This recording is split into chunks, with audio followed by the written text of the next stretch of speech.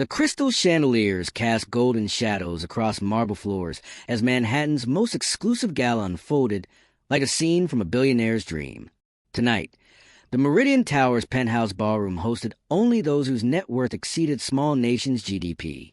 Designer gowns worth more than luxury cars swept across Italian marble, while conversations whispered of billion-dollar acquisitions over champagne that cost more per bottle than most people's monthly salary. But in this ocean of inherited wealth and corporate dynasties, one figure moved differently. She entered quietly, almost invisibly, her elegant black dress speaking of refined taste rather than flashy excess. Her presence was magnetic yet understated, the kind of confidence that didn't need to announce itself. This was Maya Chun, a woman whose true identity would soon shatter every assumption in this room of the self-proclaimed elite. The crowd barely noticed her arrival, too consumed with their own displays of status and power. But across the room, sharp eyes were already calculating, already judging. Victoria Ashford, daughter of media mogul Richard Ashford, surveyed the gathering like a predator assessing territory. At 28, she had never worked a day in her life, yet commanded respect through her father's empire and her own ruthless social cunning. Who let the diversity hire into our circle? Victoria's voice cut through the ambient music as her gaze fixed on Maya. The comment, delivered with surgical precision, was loud enough for nearby guests to hear, yet quiet enough to maintain plausible deniability. Her friends, fellow trust fund recipients, exchanged knowing glances, sensing blood in the water. The attack began with the subtlety of a master manipulator. Victoria approached Maya with a smile that never reached her eyes, her entourage trailing behind like loyal courtiers. The room's energy shifted imperceptibly as conversation slowed, sensing drama about to unfold.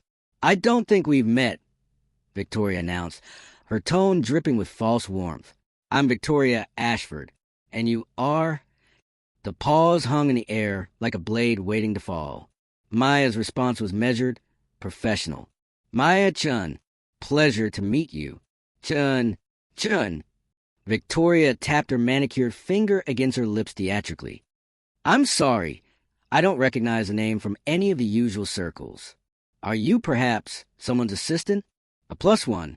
The questions landed like precision strikes, each one designed to diminish, to other. The nearby guests shifted uncomfortably, their champagne glasses suddenly requiring intense examination. Some looked away, unwilling to witness the social execution about to unfold. Others leaned in closer, hungry for the spectacle of someone being put in their place. "I run a small business," Maya replied simply, her composure unshakable despite the mounting hostility. Victoria's laugh was crystalline and cruel. "How quaint. Well, I suppose someone has to cater these events, right?"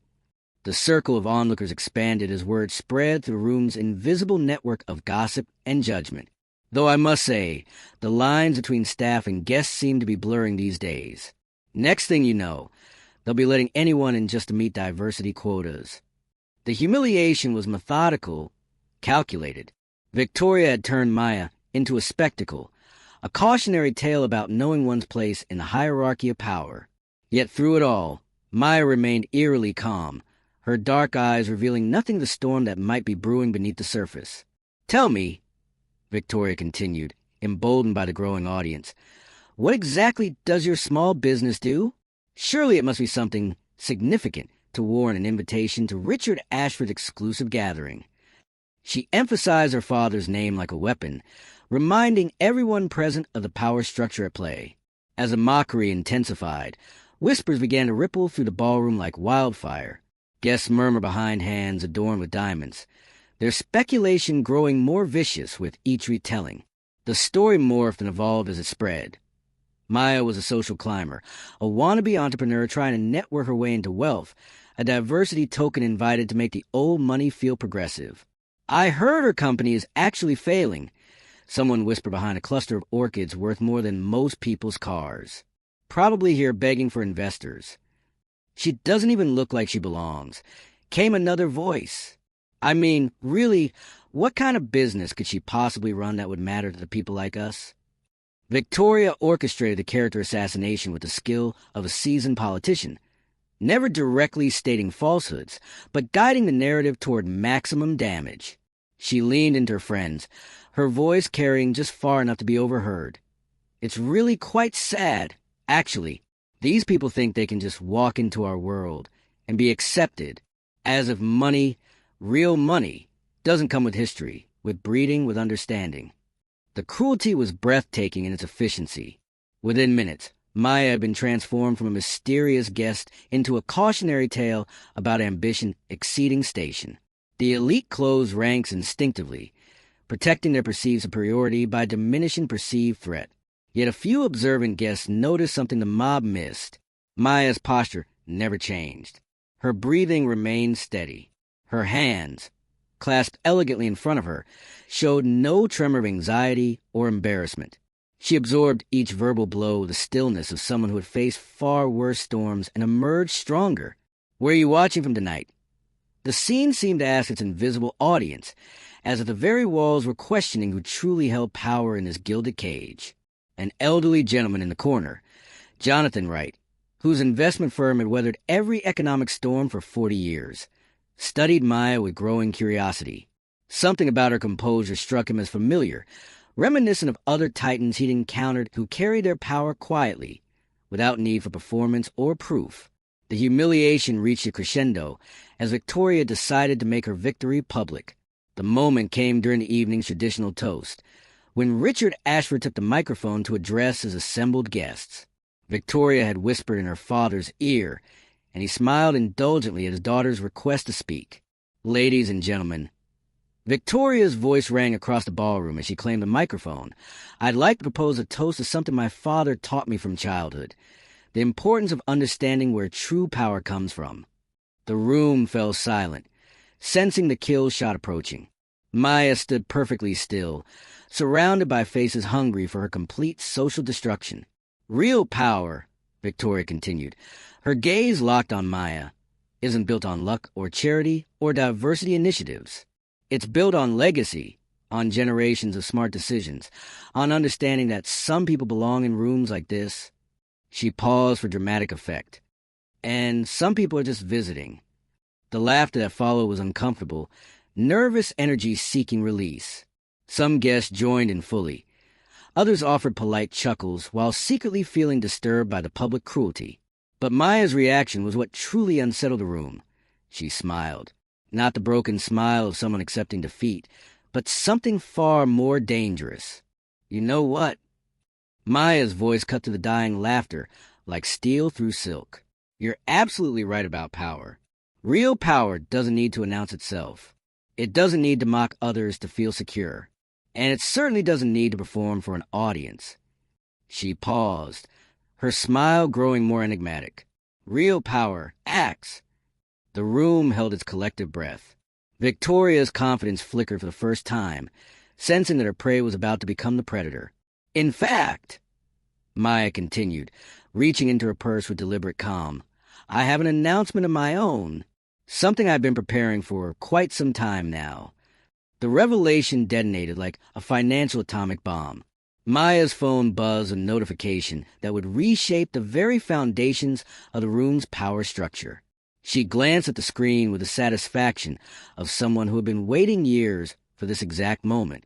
"Ladies and gentlemen," Maya's voice carried new authority as she addressed the suddenly attentive crowd, "I'd like to share some news that just became official 3 hours ago. My company, Chin Dynamics, has completed the acquisition of Meridian Media Holdings for $3.5 billion. The silence was deafening. Then came the sound of champagne glasses slipping from nerveless fingers, crystals shattering against unforgiving marble. For those unfamiliar with corporate structures, Maya continued with surgical precision.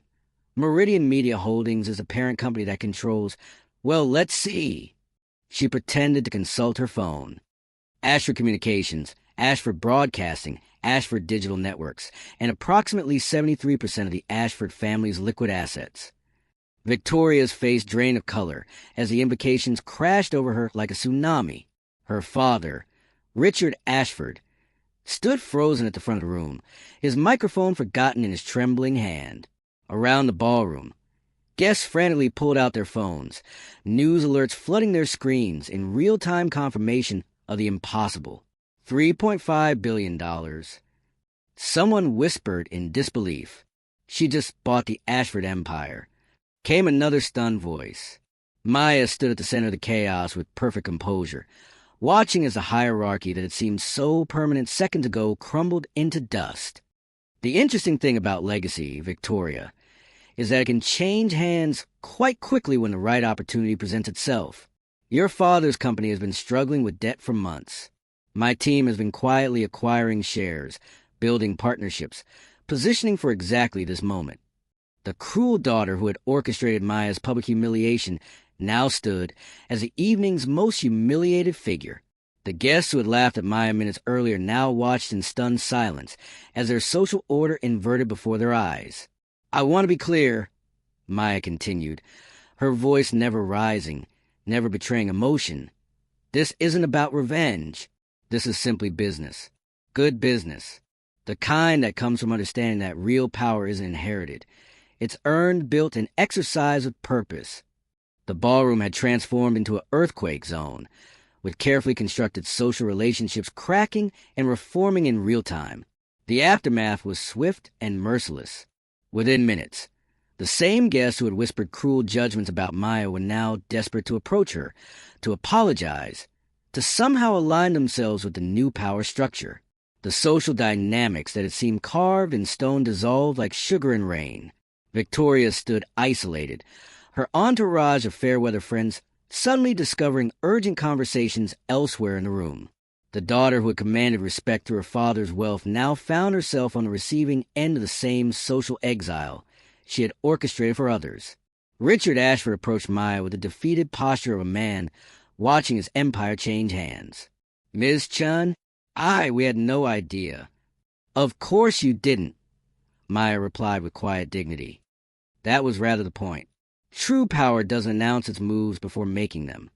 The elderly investor, Jonathan Wright, pushed through the crowd with a knowing smile. Maya Chin of Chin Dynamics. I should have recognized you immediately. Your acquisition of the Southeast Asia markets was masterful. And that renewable energy play last year. He shook his head in admiration. I've been watching your moves for 2 years, waiting for this moment. Other guests began to remember, to piece together the clues they had ignored. Chin Dynamics, the company that had quietly revolutionized supply chain logistics across 3 continents. The firm that had predicted and profited from every major market shift of the past 5 years. The business empire built not on inheritance, but on pure strategic brilliance. The charity case guest, Maya repeated Victoria's earlier words with gentle irony, appears to have been the only person in the room actually capable of writing checks that large. But perhaps most remarkably, Maya showed no trace of vindictiveness. She accepted apologies with grace, redirected conversations toward business rather than personal grievances, and treated even Victoria with professional courtesy rather than the cruelty she had received. As the evening wound down, the true lesson began to crystallize. The gala had started as a celebration of inherited privilege and ended as a demonstration of earned power. Maya had achieved something far more valuable than simple revenge. She had proven that merit could triumph over prejudice, that intelligence had overcome ignorance, and that quiet strength could topple the loudest arrogance. The guests filtered out into the Manhattan night, carrying a story they would tell for years. The night they witnessed someone judge a book by its cover, only to discover they were in the presence of the library's owner. Victoria left early, her social media accounts notably silent for the first time in years. Her father spent the remainder of the evening in hushed conversations with lawyers and advisors, trying to understand how his empire had slipped through his fingers while he was focused on maintaining appearances. Real power, Maya had said, doesn't need to announce itself. The words echoed to the emptying ballroom like a prayer, a promise, a warning to anyone who mistook quiet confidence for weakness. But the most profound moment came as Maya prepared to leave. A young black woman, part of the catering staff, approached hesitantly. Ma'am, I just wanted to say thank you for showing them, for showing all of us. Maya's smile was genuine for the first time all evening. Don't thank me. Just remember, your worth isn't determined by their opinions. build something they can't ignore, and let your success speak louder than their doubts. The story of that night became legend in business circles, a reminder that assumptions are dangerous luxuries in a world where power can shift as quickly as market prices. Maya Chun had entered the gala as an unknown quantity and left as an undeniable force. She had faced mockery with dignity, responded to cruelty with competence, and answered prejudice with profit. In a world obsessed with performative wealth and inherited status, she had demonstrated something far more valuable: the quiet power of earned success. The billionaire's daughter had learned that true strength doesn't need to humiliate others to feel secure. The father had discovered that legacy means nothing if you're not smart enough to protect it. And the watching world had witnessed proof that merit, given time and opportunity, will always triumph over mediocrity. Where are you watching from tonight? Because wherever you are, remember this: your background doesn't determine your destination. Your current circumstances don't define your future capabilities. And the people laughing at your dreams today might be working for you tomorrow. The only question is, what empire are you building while others are busy protecting their assumptions? If this story reminded you that success is the best response to skepticism, hit that like button. Share your own story of proving doubters wrong in the comments below. And subscribe for more stories of underdogs who rewrote the rules of power. Sometimes the most dangerous person in the room is the one everyone underestimates.